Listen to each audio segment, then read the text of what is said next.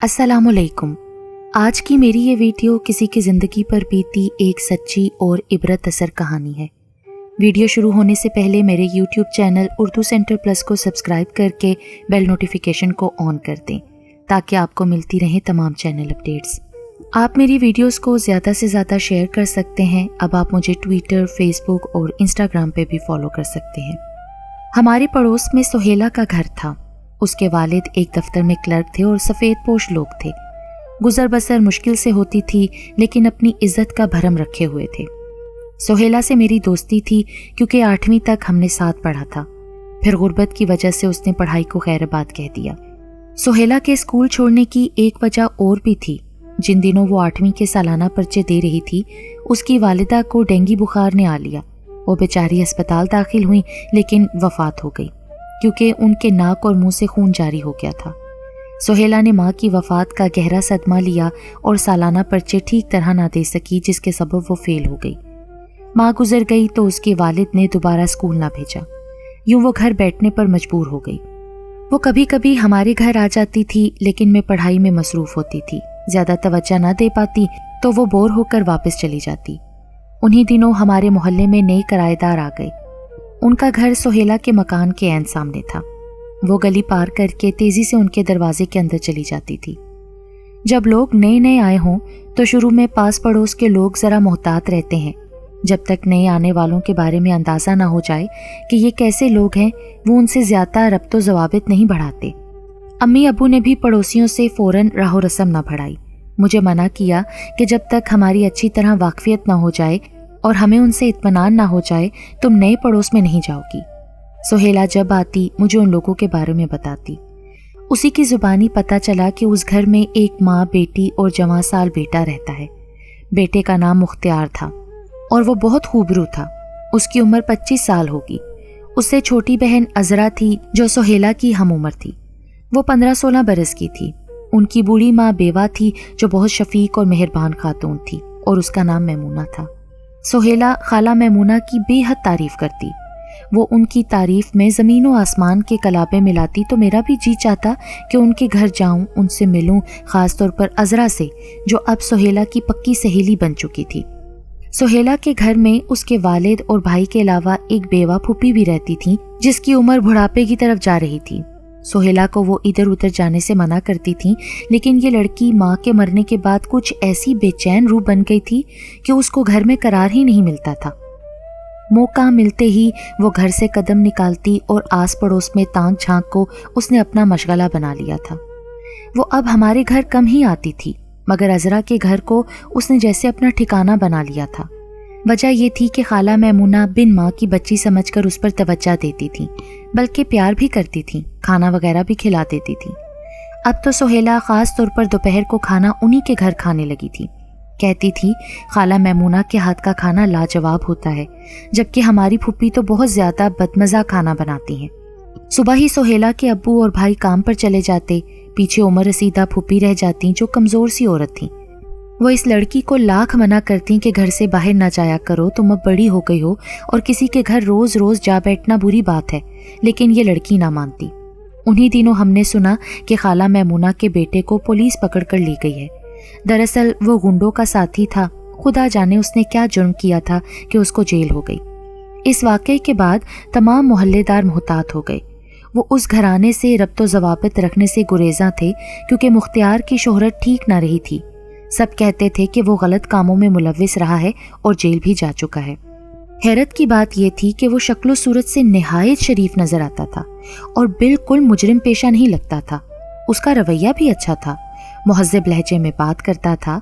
ताहम बद अच्छा बदनाम बुरा के मसादिक एक बार शोहरत ख़राब हो जाए तो फिर ज़िंदगी भर इस खसारे को पूरा नहीं किया जा सकता। अब सभी लोगों ने उस घराने से दुआ सलाम तर्क कर दी और किनारा कर लिया, लेकिन सुहेला ने अजरा से ताल्लुक़ कायम रखा। उसने दोस्ती ना छोड़ी। शायद दोनों ही तन्हाई का शिकार थीं, तभी गहरी सहेलियां बन गई थीं। फूफी इस खौफ से अपने भाई से भतीजी की शिकायत न करती थी कि वो गुस्से का तेज था। डरती थी कहीं बेटी पर हाथ ना उठा ले।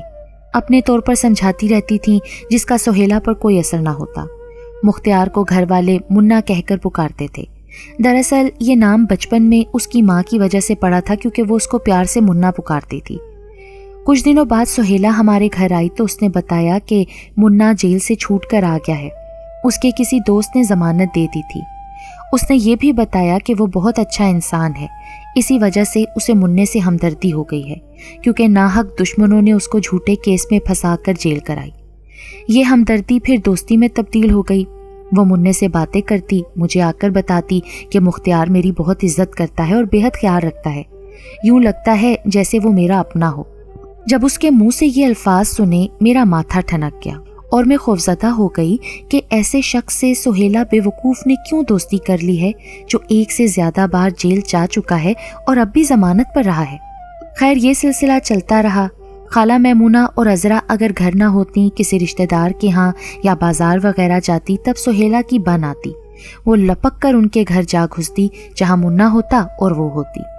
خدا جانے وہ اس وقت کو کس انداز میں گزارتے تھے، لیکن بہرحال برے کاموں کا انجام برا ہی ہوتا ہے۔ مننے کا کیس چل رہا تھا، فیصلہ اس کے خلاف آ گیا تو ضمانت منسوخ ہو گئی اور وہ سزا بھگتنے جیل چلا گیا۔ ادھر سہیلا پر بدنصیبی نے وار کر دیا۔ مننے سے محبت کے کھیل نے اس کو بدنامی کے آخری کنارے تک پہنچا دیا۔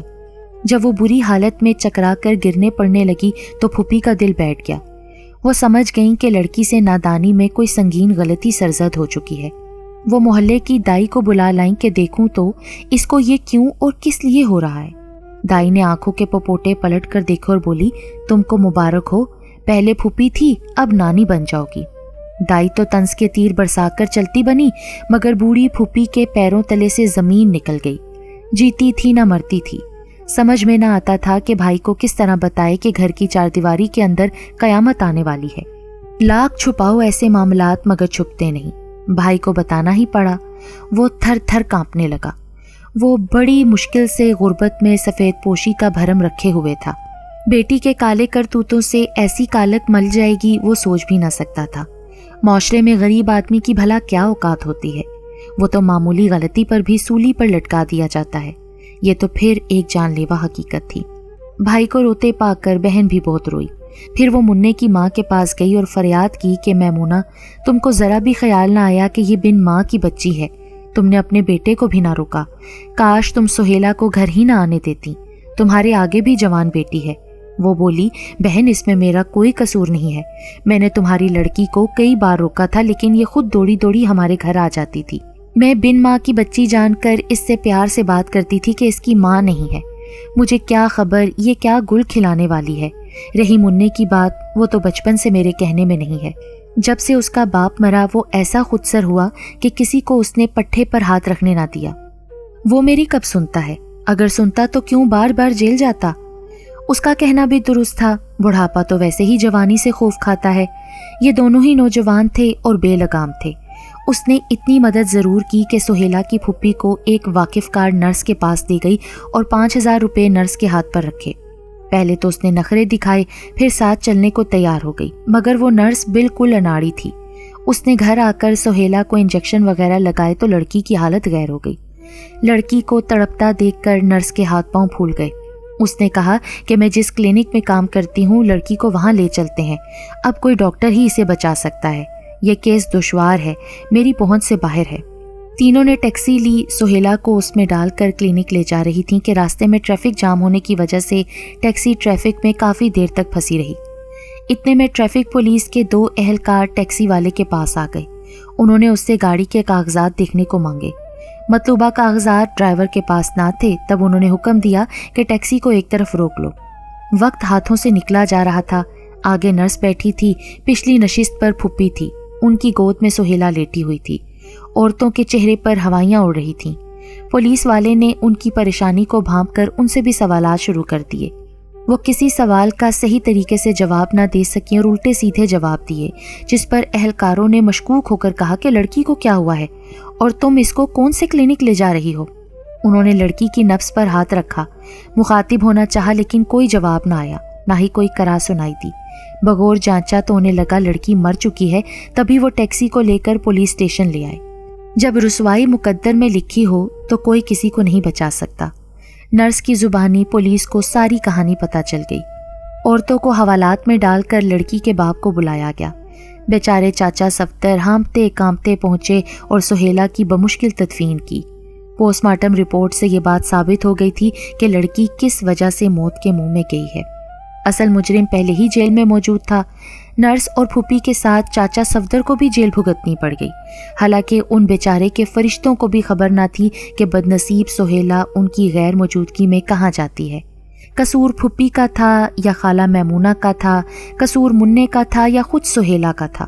یہ سوال آج تک سوال ہی ہے، لیکن کسی کا تو قصور تھا، ان کا جنہوں نے غفلت سے کام لیا، یا پھر نادان جوانی کو قصوروار ٹھہرایا جائے جس کی وجہ سے سہیلہ اپنے جذبات پر قابو نہ رکھ سکی اور موت کی وادی میں اتر گئی۔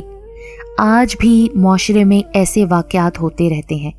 اخبارات میں ایسی خبریں پڑھ کر بدن میں سنسنی سی دوڑ جاتی ہے۔ اللہ سے دعا ہے کہ وہ لڑکیوں کو ہوش کے ناخن دے اور بزرگوں کو وہ سوجھ بوجھ عطا کرے جس سے کام لے کر وہ غفلت برتنے کی بجائے اپنے بچوں کی عزت اور عصمت کی حفاظت کر سکیں۔